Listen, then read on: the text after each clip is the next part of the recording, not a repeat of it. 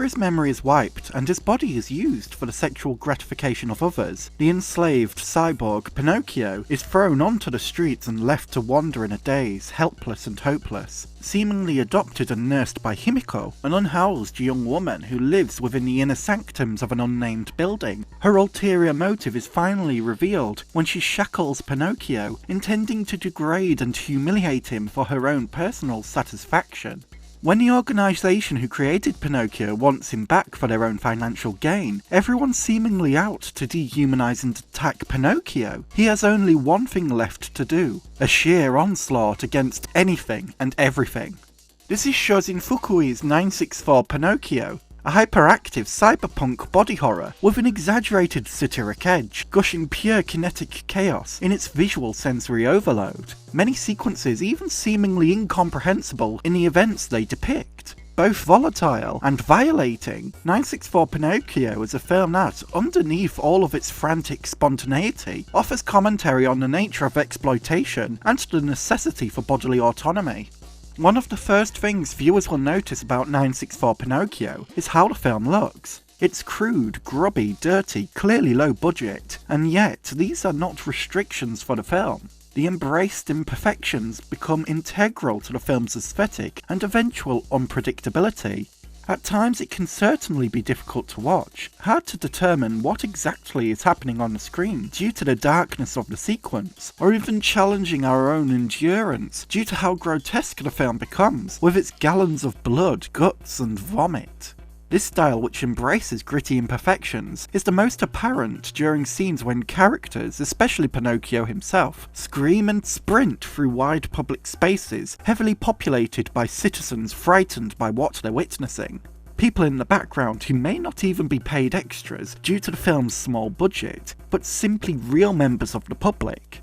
The element of a hidden camera, and the disruption of societal convention during these sequences of heightened kinetic shock can be considered as pure punk guerrilla filmmaking. If these people are unaware members of the public, the reactions are genuine, and the film cast and crew continue to eradicate the boundary between fiction and reality.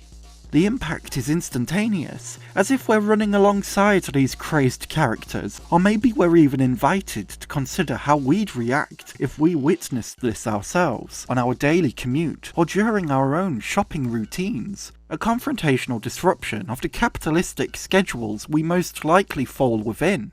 A key aspect of this film is its portrayal of the commodification of others, existing solely for exploitation in a manner that benefits the privileged, the powerful, or successful. Pinocchio is a being produced for profit, to be sold to women for sexual satisfaction. Himiko's motivation reveals itself when she intends to objectify and dehumanize Pinocchio for her own cruel gains. The privileged are incompetent, informed solely by greed and using others for their own gratification, rather than any actual sense of competence or self-reliance. 964 Pinocchio is laced throughout its runtime with imagery and scenes that reflect how exploitation is inherent in shady business practices, in non-consensual sexual practices, and on an individualistic basis. No matter what stage Pinocchio faces, whether it's as a product, during sex, or face to face with another person, he exists solely for the callous benefits of others.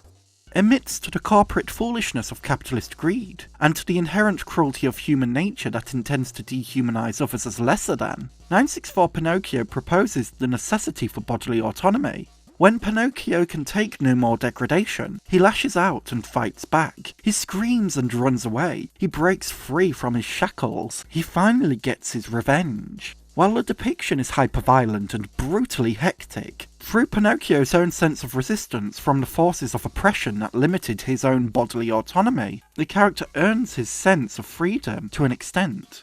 964 Pinocchio is a film that suggests one's own bodily autonomy is worth fighting for, and ultimately, anyone trying to deny you the rights over your own body deserves the same fate as Pinocchio's own enemies. In conclusion, 964 Pinocchio is an abrasive overload full of gore and vomit that's intending to rattle the cages of viewers and unknowing participants within the film alike. The shocking experience much like the degradation of its protagonist before the eventual resistance and vengeance which overtakes the film's final moments. While an overstimulating experience, 964 Pinocchio retains a satiric edge in its criticism of capitalist exploitation and the necessity to fight for bodily autonomy. A similarly unhinged cyberpunk body horror classic, akin to Shinya Tsukamoto's Tetsuo the Iron Man, fans of Tetsuo are bound to love what 964 Pinocchio has to offer.